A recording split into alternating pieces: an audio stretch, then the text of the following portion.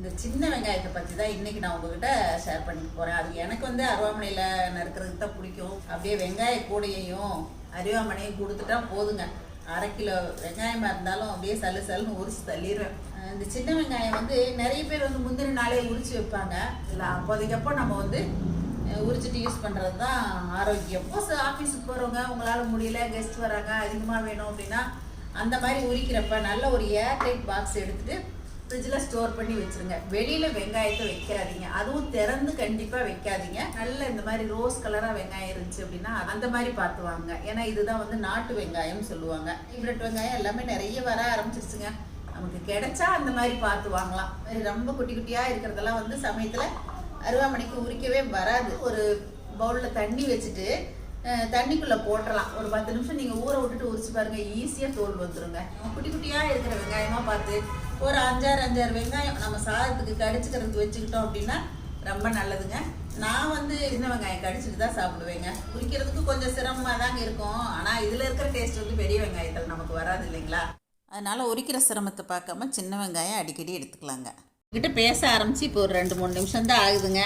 பாருங்கள், இப்போ எவ்வளோ வெங்காயம் உரிச்சிட்டேன். சமையல் பண்ணும்போது குருமா, முட்டை குழம்பு, நான்வெஜ்ஜு இந்த மாதிரியெல்லாம் செய்யும்போது சின்ன வெங்காயம் போட்டு வதக்கி அரைச்சி ஊற்று தான் செய்வோம். அப்போ நம்ம வந்து பெரிய வெங்காயமாக போடாமல் இருக்கிறதுலே சின்ன சின்ன வெங்காயமாக பொறுக்கிட்டு அதை உரிச்சு நம்ம வதக்கணும் அப்படின்னா நமக்கு வந்து கேஸ் மிச்சமாகுங்க. இந்த மாதிரி பெருசாக இருக்கிறத வதக்கணும் அப்படின்னா நம்ம நறுக்கி போட்டு வதக்கினா சீக்கிரம் வேலை முடியுங்க. அதே மாதிரி நம்ம உரிச்ச வெங்காயத்தை இந்த மாதிரி தண்ணியில் நல்லா வாஷ் பண்ணிட்டு தான் சமையலுக்கு பயன்படுத்தணுங்க. சாம்பாருக்கெல்லாம் நறுக்கும்போது இந்த மாதிரி நீல வாக்கில் நறுக்கணுங்க. அதே மாதிரி புளிக்குழம்புக்கெல்லாம் நறுக்கும்போது இந்த மாதிரி ரவுண்டாக நறுக்கிக்கணும். ஆம்லெட்டு, அவரைக்காய் கறி இதெல்லாம் பண்ணும்போது நல்லா தூளாக நறுக்கிடணுங்க. அப்போ தான் ஆம்லெட்டுக்கெல்லாம் போடும்போது நல்லாயிருக்கும். புளிக்குழம்பு, வத்த குழம்பு இந்த மாதிரியெல்லாம் செய்யும்போது சின்ன சின்ன வெங்காயத்தை முழுசாக போட்டிங்க அப்படின்னா தான் ரொம்ப நல்லாயிருக்கும். அப்புறம் டிஃபன் சாம்பாருக்குமே சின்ன வெங்காயம் நீங்கள் முழுசாக போட்டு வச்சு பாருங்களேன், அவ்வளோ டேஸ்ட்டாக இருக்குங்க. இந்த வெங்காயத்தில் இருக்க தோலை கூட வேஸ்ட் பண்ணாமல் நம்ம தண்ணிக்குள்ளே போட்டு வச்சுட்டு ஒரு நாள் ஊறினதுக்கப்புறமா செடிக்குழியில் ஊற்றிடலாங்க. செடிக்கு வந்து நல்ல உரம். அப்புறம் வெங்காயத்தை காத்தோட்டமான தட்டில் போட்டு வைக்கணும். பாருங்கள், நான் பிளாஸ்டிக் கூடையிலேயே வச்சுருக்கேன், ஒலை கூடையிலேயே வச்சுருக்கேன். இந்த மாதிரி காத்தோட்டமாக இருக்கிற மாதிரி தான் வச்சுருக்கேங்க.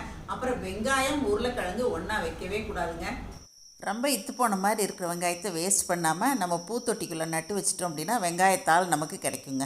டைம் இருக்குது பொறுமையாக உரிக்கிறதுக்கு அப்படின்னா வெங்காயம் வாங்கின உடனே இந்த மாதிரி சின்ன சின்னதாக இருக்கிறதையெல்லாம் தனியாக பொறுக்கி ஒரு பேஸ்கெட்டில் போட்டு வச்சுருங்க. பெருசையெல்லாம் தனியாக வச்சுருங்க. நீங்கள் பொறுமையாக உரிக்கும் போது இந்த சின்ன சின்ன வெங்காயங்களை உரிச்சிக்கலாம். நமக்கு அவசரத்துக்கு வேணும் அப்படின்னா இந்த பெரிய வெங்காயத்தை உரிச்சிக்கலாங்க. சரசமாக ஒன்றையும் விடுறது இல்லையான்னு கேட்குறீங்களா? என்னங்க, இந்த சின்ன வெங்காய டிப்ஸும் உங்களுக்கு பிடிச்சி தானேங்க இருக்குது.